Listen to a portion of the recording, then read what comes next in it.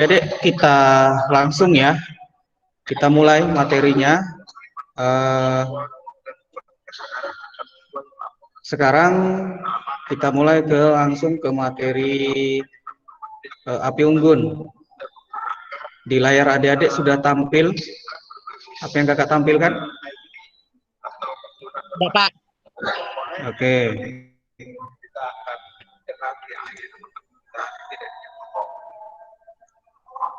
Dari apa yang disampaikan oleh dari jadi ada dua bagian besar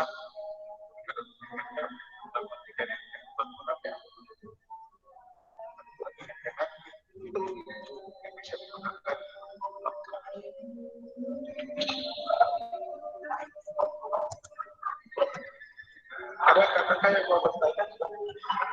Aku sepertinya akan bertanya itu Aku dari keluarga Sumatera Utara. Oke. Ada yang tampil, adik-adik? Kakak yang lain kalau mau bertanya silakan PSN aja. Ada Pak. Tampilan layarnya tampil. Ada adik? Salam pramuka. Ada beberapa yang saya tanyakan. Pertama kan tentang mekanisme pelaporan. Adakah sebuah mekanisme di gerakan pramuka ini untuk membuat laporan? Kalau saya tadi coba-coba cek di Google ya tentang Kokokolet, itu seperti ini aja ya layarnya ya. Kalau saya presentasikan dia hilang tulisannya. Baik adik-adik, assalamualaikum warahmatullahi wabarakatuh. Salam pramuka.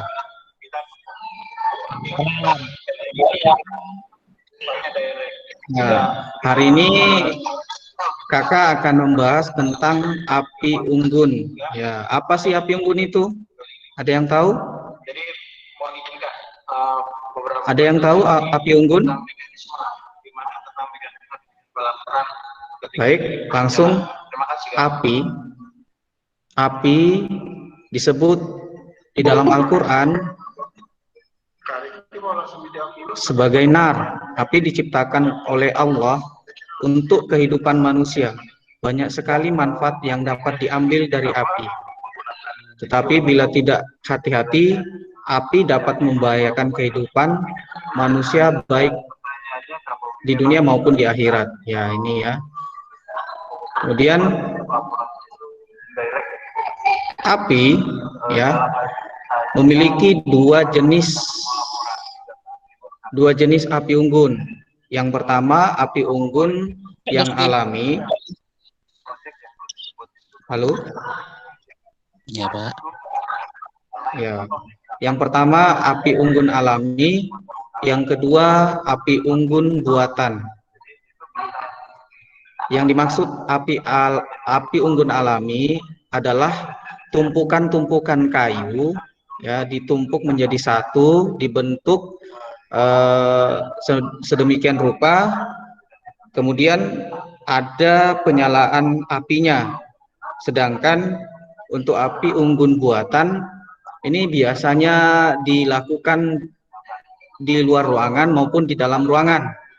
Api unggun buatan ini biasanya digunakan kipas, kemudian kertas dan sebagainya untuk menyalakan untuk membuat api unggun yang buatan.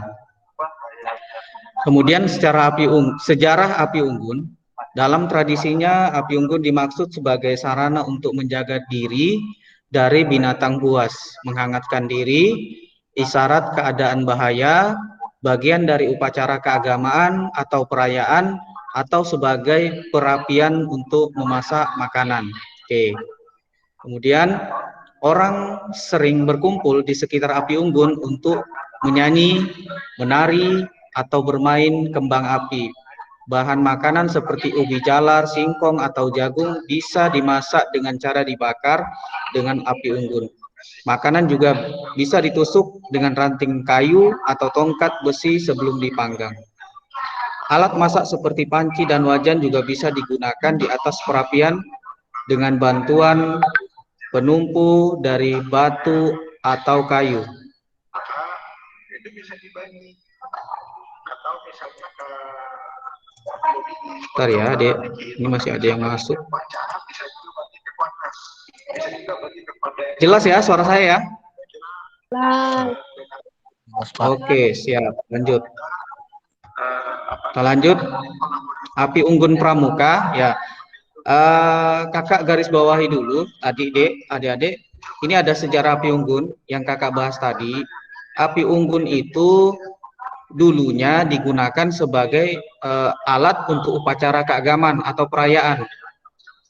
Ya, ini bagi agama-agama tertentu saja, ya. Kalau kita di Indonesia sendiri, api unggun ini digunakan hanya untuk sarana kita bersilaturahmi, kemudian menjaga diri dari binatang buas, menghangatkan diri, juga sebagai isyarat bahaya, tapi bukan bagian dari upacara keagamaan atau perayaan, ya. Jangan sampai nanti ada yang menggunakan api unggun sebagai upacara keagamaan atau perayaan, dianggap api itu sebagai dewa yang harus disembah-sembah, ya. Itu yang harus digarisbawahi. Kemudian api unggun pramuka, cara berapi unggun nenek moyang kita itu perlu ditumbuh kembangkan dalam kegiatan pramuka sebagai alat pendidikan. Bahan yang diperlukan dalam api unggun ialah kayu atau bisa juga dengan api unggun yang buatan tadi menggunakan kipas. Api unggun dalam pramuka merupakan salah satu bentuk kegiatan di alam terbuka, khususnya pada malam hari. Ya, tidak mungkin api unggun dilaksanakan di siang hari. Kemudian api unggun sebagai kegiatan di alam terbuka dapat mengembangkan aspek-aspek kejiwaan pada peserta didik, sehingga tepat kiranya jika dikatakan bahwa api unggun merupakan suatu alat pendidikan, ya. Makanya api unggun ini dinyalakan juga sebagai mendidik adik-adik kita atau kakak-kakak kita, karena dikarenakan ketika api unggun menyala, di situ ada nilai-nilai pendidikan yang harus kita ambil, kita petik, ya. Jangan nilai negatifnya yang kita petik, tapi nilai positifnya dari api unggun itu. Kemudian api unggun bukan sebagai alat penyembahan atau untuk disembah. Tadi sudah kakak sampaikan. Kemudian pandangan itu tidak sesuai dengan nilai-nilai yang ditanamkan dalam dasar dharma pramuka ke-1, yakni takwa kepada Tuhan Yang Maha Esa. Nilai pada dasar dharma pertama jelas menggambarkan bahwa api unggun bukan untuk disembah-sembah. Oke. Lanjut. Hal-hal yang perlu diketahui dalam api unggun, ya, yang pertama, tempat api. Tempat api unggun biasanya berbentuk lingkaran.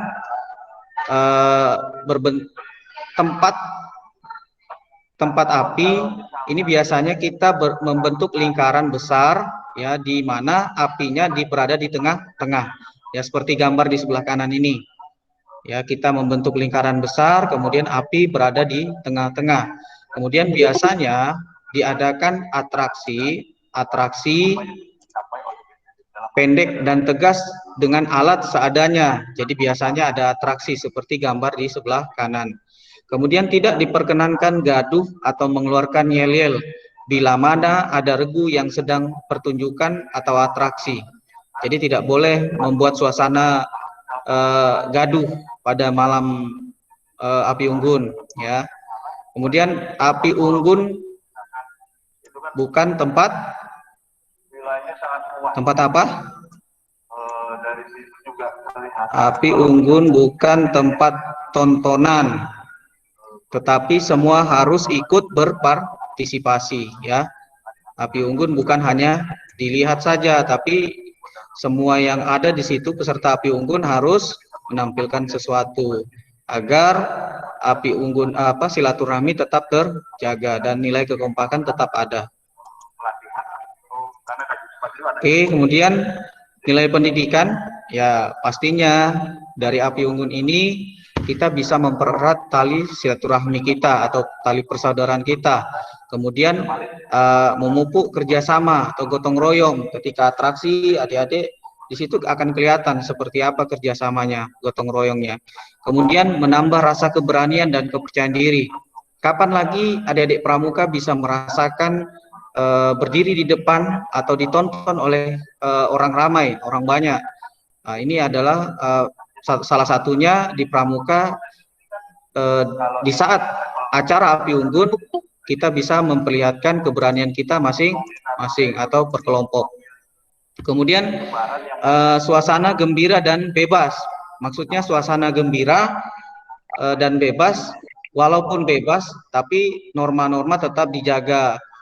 Dan juga jangan lupa sistem satuan terpisah itu harus tetap ada. Jangan sampai nanti putra dan putri berkumpul jadi satu. Nanti akan terjadi segala sesuatu yang negatif kalau kita berkumpul-kumpul ya. Apalagi kita di Pramuka ini sendiri mengenal yang namanya satuan terpisah. Kemudian mengembangkan bakat dan kreativitas. Ya pastinya adik-adik nanti ya bakat-bakatnya akan kelihatan di sini. Kakak-kakak sebagai pembina akan melihat, oh ternyata adik ini punya bakat menyanyi, punya bakat menari, punya bakat sulap. Nanti akan kelihatan bakat-bakatnya di sini. Kemudian memupuk disiplin bagi pelaku dan penonton pastinya, karena bagi penonton harusnya bersikap menunggu teman-temannya yang tampil. Sebagai penonton yang baik ya diam, jangan ketika temannya tampil ikut juga ribut di lingkaran seperti itu. Lanjut. Nah, ini bentuk penyusunan api unggun ya adik-adik. Kemudian ada bentuk piramida segitiga. Kayu disusun segitiga sama sisi, makin ke atas segitiganya semakin kecil, sehingga di tengah tumpukan kayu terdapat rongga. Di rongga tersebut ditaruh bahan yang mudah terbakar, misalnya jerami, sekam yang sudah disiram minyak tanah dan sebagainya. Jadi harus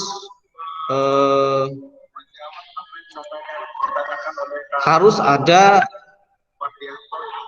bahan yang mudah terbakar ya di dalam api unggun ini, karena jika kita tidak menyimpan atau meletakkan benda-benda yang mudah terbakar di dalamnya, maka api unggun ini akan susah menyala nantinya. Rongga inilah yang nantinya akan dijadikan sebagai sumber api yang pertama baca untuk dinyalakan. Model ini biasanya dibutuhkan awat kecil, bendrat, untuk menjaga agar tumpukan kayu tidak roboh. Bisa digunakan tali atau kawat ya, supaya bentuk segitiga ini tidak roboh. Ini ya, ini adalah bentuk piramida segitiga. Kemudian bentuk yang kedua, bentuk piramida bujur sangkar ya. Bentuk piramida bujur sangkar. Model yang kedua adalah piramida bujur sangkar.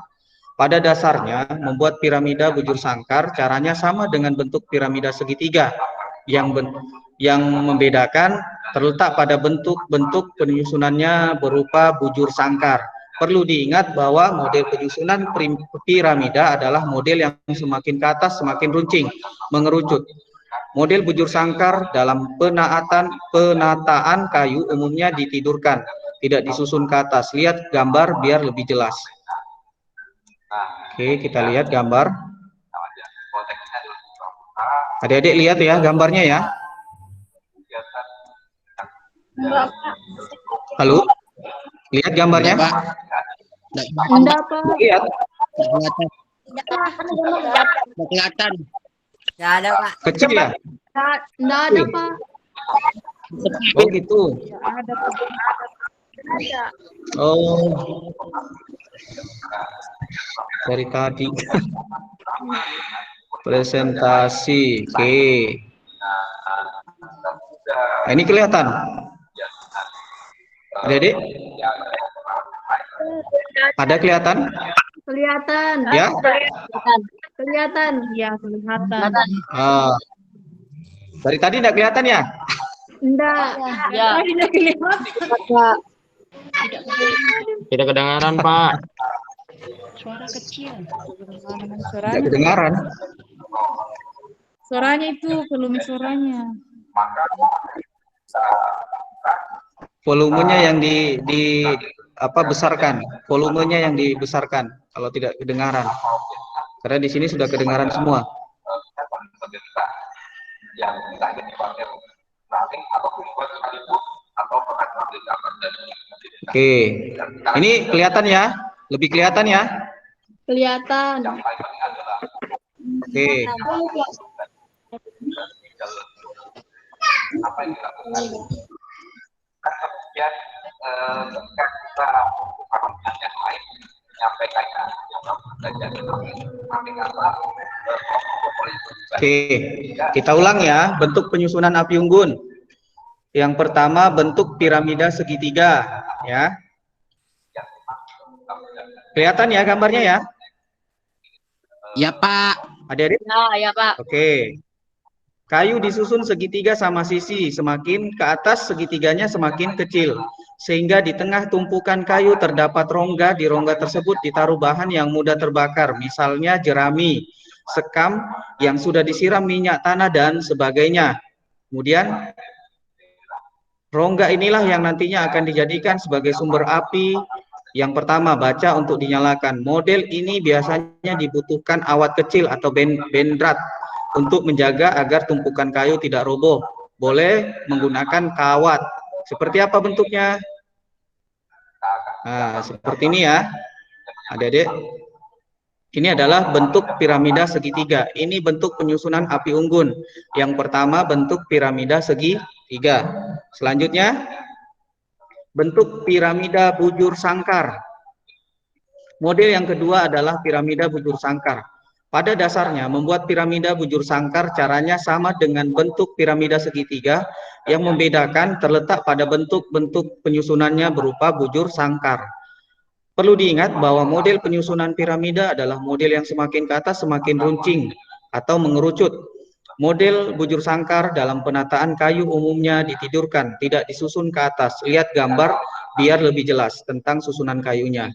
Ya, seperti ini. Ini bentuk piramida bujur sangkar. Yang kedua. Kemudian kita kembali ke yang ketiga, bentuk pagoda tegak. Bentuk pagoda tegak memungkinkan percampuran kayu basah dan kayu kering. Sebab dibentuknya ini modelnya kayu basah dan kayu kering ditata tegak. Jadi kalau kita ketika itu gerimis, hujan gerimis, kita bisa menggunakan bentuk pagoda tegak. Pertama-tama kita membuat gawang terlebih dahulu sebagai tempat penyandar kayu dari bahan yang tidak mudah terbakar. Lalu kayu disandarkan pada gawang, misalnya kayu atau bambu basah. Dalam rongga antar kayu ditaruh bahan bakar yang mudah terbakar. Ini contohnya ya, kecil ya. Jadi bentuknya berdiri tegak. Pagoda, namanya bentuk pagoda tegak. Kemudian yang keempat, bentuk pagoda roboh. Bentuk pagoda roboh adalah bentuk yang paling sederhana yang mungkin saja sering pembaca mempraktekkan ketika membakar kayu. Tetapi tidak menyadari bahwa bentuk tersebut adalah bentuk pagoda roboh. Seperti apa bentuknya? Cara membuatnya, kayu kering ditetapkan di tanah, ujung-ujungnya bertemu di tengah, sehingga pangkalnya di luar membentuk lingkaran. Agar ujungnya cepat terbakar, di tempat pertemuan tersebut dapat dibuat lubang dan diberi bahan bakar yang mudah terbakar. Seperti apa pagoda roboh? Nah, seperti ini. Ini yang umumnya biasa kita gunakan saat api unggun ya, berbentuk pagoda roboh. Kemudian yang kelima, yang terakhir, bentuk kursi. Bentuk kursi adalah bentuk api unggun yang mungkin saja pembaca jarang temui. Sebab bentuk ini biasanya digunakan apabila angin bertiup kencang dari satu arah. Langkah membuatnya pun tidak terlalu sulit ataupun rumit, namun sedikit memerlukan kesabaran. Cara penyusunannya, dua kayu basah dipancangkan agak berjauhan dan agak condong ke belakang. Setelah tiang pemancang api unggun sudah dibuat, langkah selanjutnya adalah menyusun kayu-kayu hingga membentuk kursi. Contoh seperti ini, ya. Ini adalah bentuk kursi. Oke, terima kasih adik-adik. Itu adalah materinya. Nah, kemudian kita kembali ke kamera. Masing-masing nyalakan kameranya. Adik-adik, sudah dinyalakan kameranya? Oke. Nyalakan semua kameranya. Kakak mau lihat.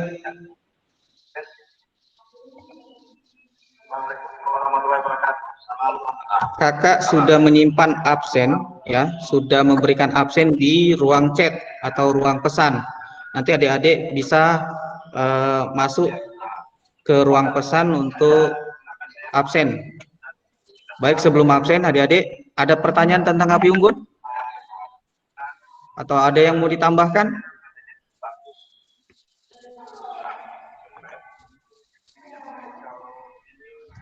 Nyalakan kamera.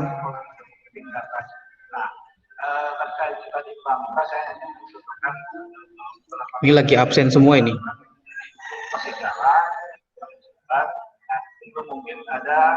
Kita tunggu sebentar. Ini lagi pada absen kayaknya nih.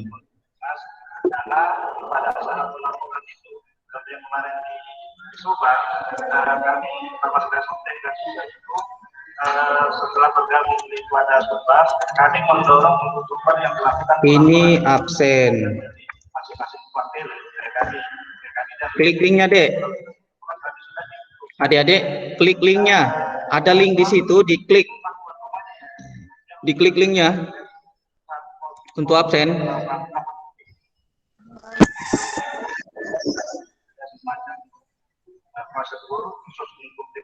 Ya. Terjadi bencana di satu lokasi atau posisi di mana yang nanti akan melakukan segera. Oke. Kemudian perlu mungkin kakak menyiapkan satu form. Ini link absen.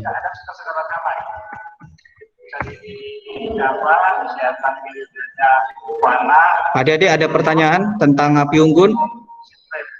Kalau tidak ada, kakak yang bertanya. Adik-adik ada yang mau bertanya tentang api unggun?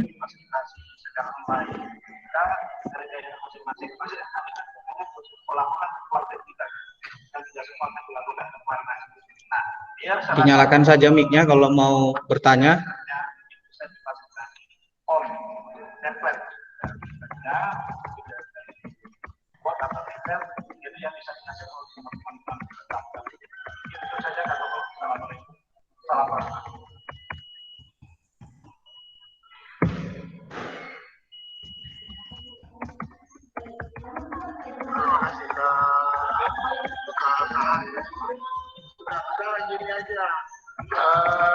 Sebenarnya yang diminta itu adalah format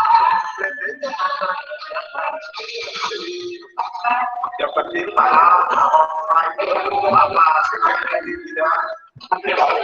Ada yang mau bertanya? Adik-adik, kenapa tidak ada yang mau nyalakan kameranya nih? Nyalakan adik-adik kameranya. Hanya satu kamera yang nyala. Adik dia Lestari. Selain adik dia tidak ada yang nyala. Kenapa hanya adik dia Lestari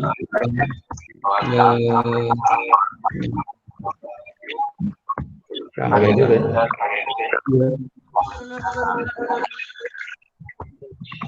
memang wajib ya. Belum ada, ini 27. Harusnya 100 lebih. Ada yang bermaksud. Sudah nyala. Hah? Oh, iya. Halo adik-adik, ada yang mau bertanya?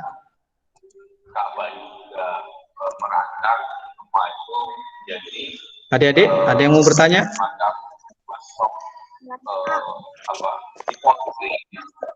Enggak ada. Kalau enggak ada, kakak yang bertanya ya. Kakak bertanya ya. Oke. Coba yang tahu fungsi dari api unggun itu apa saja? Coba. Fungsi api unggun. Ayo adik-adik, fungsi api unggun. Yang menjawab nyalakan mic-nya. Menjaga diri dari Adik-adik, fungsi api unggun. Ya. menjaga diri dari binatang. menghangatkan diri. Ya, Itu aja. enggak kedengaran, suaranya putus-putus. Suaranya putus-putus. Jawabnya satu-satu adik-adik. Jadi satu ya. Kameranya coba nyalakan. Menjaga diri dari binatang. Ya, menjaga diri dari binatang buas. Apalagi? Badan, Yang kedua, menghangatkan badan. ya. Menghangatkan badan. Ya, sebagai hangat badan ketika malam hari. Ketiga, Untuk memasak. Untuk membakar. ya bisa untuk memasak ya, malam hari ya. Kemudian yang keempat, yang kelima, Jangan bahaya. Bahaya. apa? Yang kelima, Keadaan bahaya. Menerangkan. ya sebagai bahan penerangan. Yang keenam,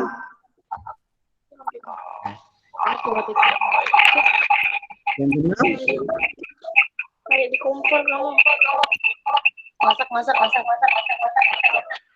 sudah, tadi sudah sebagai bahan bakar. Nah, kemudian yang keenam, Acara keagamaan. ya, sebagai Ya.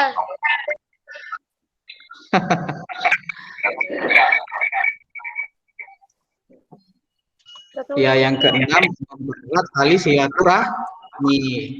Yang ketujuh,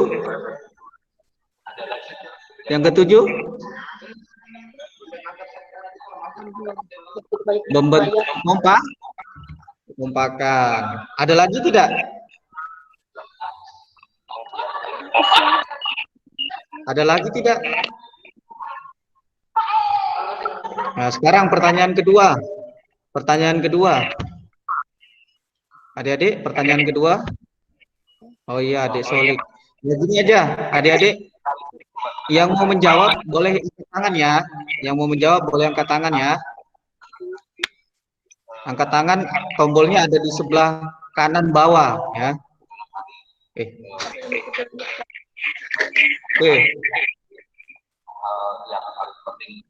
Api unggun biasanya dinyalakan pada saat titik-titik hari. Malam.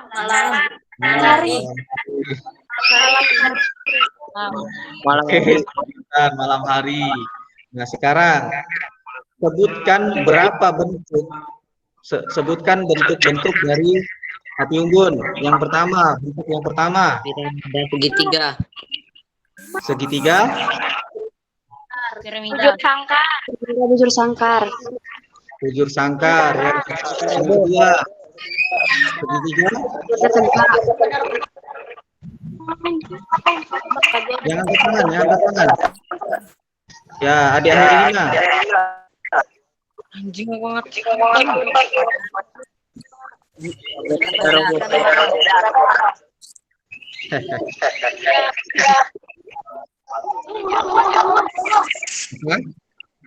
Bentuk-bentuknya? Pagoda robo. Pagoda robo. Ya, pagoda robo. Kemudian yang kedua, ketiga, kursi. Yang keempat, Pagoda. Yang keempat, Piramida. pagoda apa?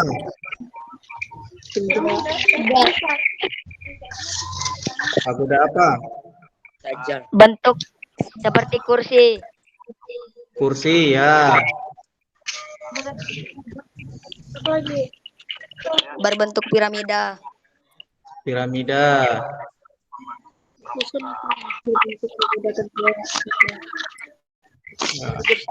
Bujur sangkar. Jadi Mati itu bujur sangkar.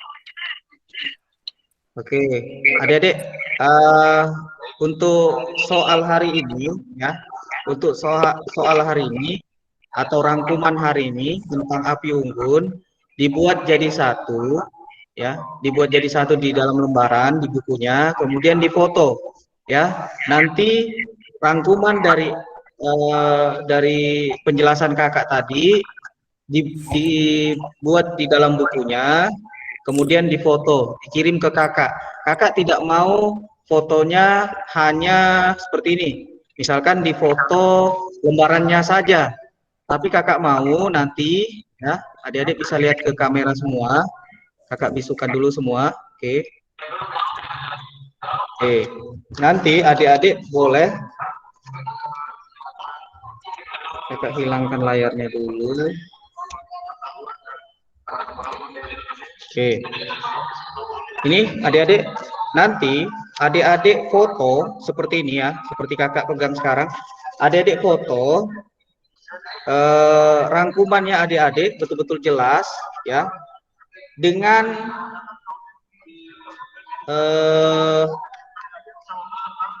foto wajahnya. Jadi wajahnya memegang atau seperti ini ya, adik-adik ya, langsung memegang bukunya. Jadi rangkumannya diperlihatkan. Kakak mau lihat, difotokan, dikirim ke WA kakak ya, dikirim ke WA kakak, WhatsApp pribadi ya, dikirim ke pesan pribadi. Paham ya? Paham, Pak. Ya, paham. Adik-adik paham? Kak. Ya, boleh sekarang difoto. Paham. Atau nanti setelah ini ya, difoto, pegang rangkumannya, buku rangkumannya. Kakak mau lihat rangkumannya juga jelas ya. Jangan sampai nanti difoto tulisannya tidak kelihatan atau kabur ya. Betul-betul kelihatan, diperlihatkan ya. Jadi kelihatan tulisannya. Ya, kakak kan belum pernah lihat tulisannya adik-adik sini. Jadi kakak mau lihat seperti apa tulisannya. Baikkah atau carut marut kah? Ya, paham ya adik-adik ya? Ya, Pak. Siap, paham. Oke. Paham. Kita punya waktu masih ada. Ada yang mau bertanya masalah materi kemarin? Materi kemarin? Ada yang mau bertanya materi kemarin? Ada yang sudah mengumpulkan? Atau yang ikut di sini hari ini sudah dikumpulkankah yang kemarin kerjaan Sudah. dari kakak? Sudah, Pak. Sudah. Ya, ini ya adik-adik ya, video kakak tentang pramuka bisa diakses di YouTube. Nama akunnya Sahril Scott ya. Ya, silakan nanti adik-adik bisa dibaca di pesan, ada pesan yang kakak kirim. Nah, nanti adik-adik bisa melihat materi-materi, apalagi materi yang kemarin ya, materi tali temali, materi pioneering, materi semapur, materi sandi, itu bisa dilihat kembali di YouTube kakak ya. Nama YouTube-nya ya, Sahril Scott. Jangan lupa dilihat kembali, karena kemarin masih banyak yang tidak paham dengan simpul-simpul, ya, terutama simpul. Kemudian mungkin kesempatan ini kakak mau menyampaikan, adik-adik yang berminat masuk ke regu inti, ya, adik-adik yang minat masuk ke regu inti, silakan mendaftarkan diri ke kakak. Nanti kakak masukkan di dalam grup regu inti. Regu inti ini kakak bentuk untuk persiapan lomba-lomba yang akan dilaksanakan oleh kuartir cabang, kuartir daerah maupun kuartir nasional. Nanti adik-adik yang berminat atau yang mempunyai keahlian nanti bisa mengikuti grup regu inti ya, atau mendaftarkan diri langsung ke kakak atau Kak Madai. Nanti kita bentuk regu inti. Karena mengingat di bulan 7 nanti, bulan 7, 8, 9 dan 10 itu akan padat sekali kegiatan. Apalagi ya yang paling bergengsi mungkin di SD ada adik-adik yang sudah pernah mengikuti atau ada yang belum pernah mengikuti. Kakak sampaikan bahwa lomba tingkat akan dilaksanakan pada bulan 9. Bulan 9, antara bulan 9, 10, 11. Nanti akan dilaksanakan di Kuarcap. Jadi adik-adik harus mempersiapkan diri mulai dari sekarang. Nah, kita juga harus mempersiapkan diri mulai dari yel-yel, terus dari baris berbaris, mulai dari sandinya, semapurnya, pioneringnya, nanti kita bentuk di situ ya. Karena yang berkesempatan untuk mengikuti lomba tingkat 5 ya, lomba tingkat 5 itu lomba tingkat nasional yang dilaksanakan di Cibubur, itu yang berkesempatan mengikuti adalah kelas 7. Ya, kelas 7 yang berkesempatan. Kalau kelas 8 dan kelas 9 sudah tidak sempat lagi karena dilaksanakan tahun depan ya. Adik-adik ya, jangan lupa. Jangan lupa yang mau bergabung nanti silahkan di japri ya atau dikirim pesan pribadi. Paham ya? Oke, paham. Kak Made ada yang mau ditambahkan?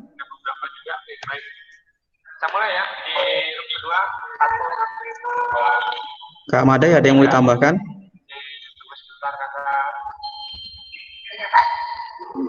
Nggak ada, Kak. Ya, Kak Made ini diam-diam ini. Nah, ada yang mau menambahkan? Adik, ada yang mau menambahkan? Ya, kesempatan adik-adik untuk mengikuti kegiatan-kegiatan nasional banyak sekali ya. Ada jambore nasional, ada lomba tingkat, kemudian ada jambore dunia. Kita masih menunggu kabar pandemi. Kalau pandemi selesai, kemungkinan nanti akan ada kegiatan jambore dunia. Tapi kalau pandemi belum selesai, maka tidak akan ada jambore dunia. Untuk saat ini yang sudah direncanakan hanya sampai tingkat jambore nasional.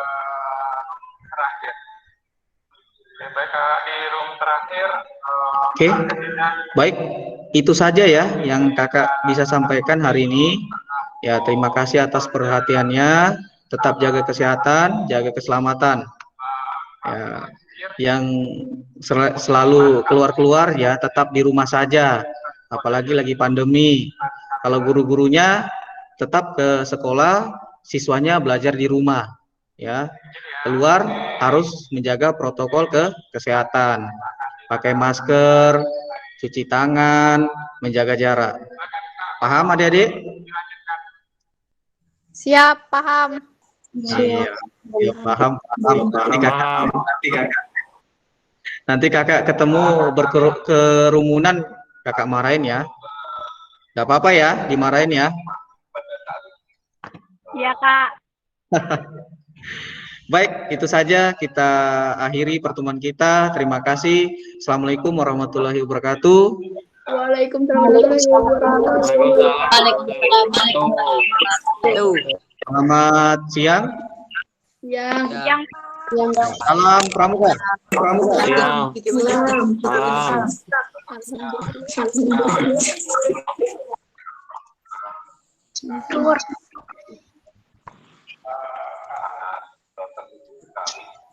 Dah, boleh keluar.